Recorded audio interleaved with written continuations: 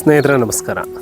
ಶ್ರೀಮದ್ ಭಗವದ್ಗೀತೆ 17ನೇ ಅಧ್ಯಾಯದ 12ನೆಯ ಶ್ಲೋಕಕ್ಕೆ ನಿಮಗೆ ಆತ್ಮೀಯ ಸ್ವಾಗತವನ್ನು ಕೋರ್ತಾ, ಅಭಿಸಂದಾಯತು ಫಲಂ ದಂಭಾರ್ಥಮಪಿ ಚೈವ ಯತ್ ಯುಜ್ಯತೆ ಭರತಶ್ರೇಷ್ಠತಂ ಯಜ್ಞಂ ವಿದ್ಧಿ ರಾಜಸಂ. ಶ್ರೀಕೃಷ್ಣ ಯಜ್ಞ ಅದನ್ನು ಮಾಡುವ ಮನಸ್ಥಿತಿ, ಅದು ರಾಜಸ ಮನಸ್ಥಿತಿಯಿಂದ ಮಾಡಿದರೆ ಏನಾಗತ್ತೆ ಅನ್ನುವಂತಹ ವಿವರಣೆಯನ್ನು ಈ ಶ್ಲೋಕದಲ್ಲಿ ನೀಡ್ತಾ, ಎಲೈ ಅರ್ಜುನ, ಕೇವಲ ತೋರಿಕೆಗಾಗಿ ಫಲವನ್ನೇ ದೃಷ್ಟಿಯಲ್ಲಿಟ್ಟುಕೊಂಡು ಮಾಡುವ ಯಜ್ಞವನ್ನು ನೀನು ರಾಜಸ ಅಂತ ಹೇಳಿ ತಿಳಿದುಕೋ ಅನ್ನುವಂತಹ ಮಾತನ್ನು ಹೇಳ್ತಾನೆ.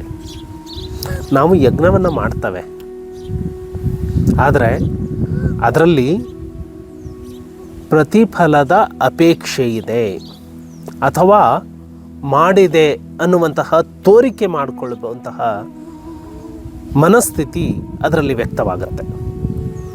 ಶರಣರು ಹೇಳ್ತಾರೆ, ಮಾಡಿದೆ ನೆನ್ನದಿರ ಲಿಂಗಕ್ಕೆ, ಮಾಡಿದೆ ನೆನ್ನದಿರ ಜಂಗಮಕ್ಕೆ. ಯಜ್ಞವನ್ನು ಮಾಡುವಾಗ ಅಥವಾ ನಾವು ಕರ್ತವ್ಯವನ್ನು ಮಾಡುವಾಗ ಅದರಲ್ಲಿ ನಮಗೆ ಕರ್ತವ್ಯವನ್ನು ಮಾಡಿದ್ದಕ್ಕಿಂತ ಪ್ರತಿಫಲದ ಅಪೇಕ್ಷೆನೇ ನಮಗೆ ಹೆಚ್ಚಾಗಿರುತ್ತೆ. ಅಂದರೆ ಕರ್ತವ್ಯ ಮಾಡುವಂಥದ್ದೇ ಆ ಉದ್ದೇಶಕ್ಕಾಗಿ. ಕೆಲವೊಬ್ಬರು ದಾನವನ್ನು ಮಾಡ್ತಾರೆ. ದಾನವನ್ನು ಮಾಡುವಾಗ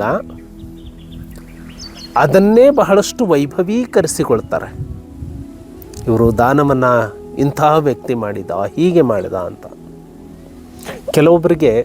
ಕೆಲವೊಬ್ಬರು ಸಹಾಯವನ್ನು ಮಾಡ್ತಾರೆ, ಆದರೆ ಆ ಸಹಾಯದ ಪರಿಣಾಮ ಏನಾಯಿತು ಅನ್ನೋದಕ್ಕಿಂತ ಅದರ ಪ್ರಸಿದ್ಧಿ ಪ್ರಚಾರಕ್ಕೆ ಬಹಳ ಆದ್ಯತೆಯನ್ನು ಕೊಡ್ತಾರೆ. ಇನ್ನು ಕೆಲವೊಬ್ಬರು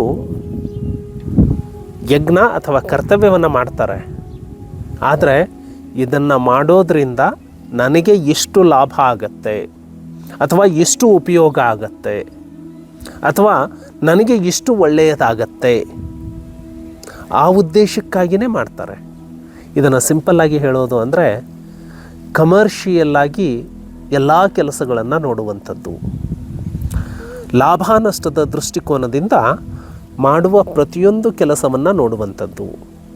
ನಾನು ಭಗವಂತನ ಪೂಜೆ ಮಾಡ್ತಾನೆ, ಯಾವ ಉದ್ದೇಶಕ್ಕೆ ಮಾಡ್ತೀನಿ ಅಂದರೆ ಭಗವಂತನ ಪೂಜೆ ಮಾಡೋದನ್ನು ಭಾಳಷ್ಟು ಜನ ನೋಡಬೇಕು, ಈತ ಬಹಳ ಭಕ್ತಿವಂತ ವ್ಯಕ್ತಿ ಅಂತ ಹೇಳಿ ಅನ್ನಬೇಕು ಅನ್ನೋ ಭಾವನೆಗೆ ಮಾಡ್ತೀನಿ.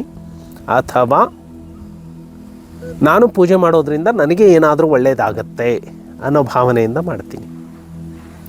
ಇನ್ನೊಬ್ಬರಿಗೆ ಸಹಾಯ ಮಾಡುವಾಗ ಒಂದು ಪ್ರಸಿದ್ಧಿ, ಅಥವಾ ಅವರಿಗೆ ಸಹಾಯ ಮಾಡಿದರೆ ನನಗೆ ಒಳ್ಳೆಯದಾಗ್ಬೋದು ಅಥವಾ ನನ್ನ ಮಕ್ಕಳ ಭವಿಷ್ಯಕ್ಕೆ ಒಳ್ಳೆಯದಾಗಬಹುದು, ನಾನು ಒಳ್ಳೆಯ ಕೆಲಸ ಮಾಡ್ತಾ ಇದ್ದೀನಿ ಅನ್ನೋ ಭಾವನೆಯನ್ನು ಇಟ್ಕೊಂಡು ನಾವು ಮಾಡುವ ಯಾವುದೇ ಯಜ್ಞ, ಯಾವುದೇ ಕರ್ತವ್ಯ, ಯಾವುದೇ ಸೇವೆ ಅದು ರಾಜಸ ಸೇವೆಯಾಗತ್ತೆ, ಅದು ಸಾತ್ವಿಕ ಸೇವೆ ಆಗೋದಿಲ್ಲ.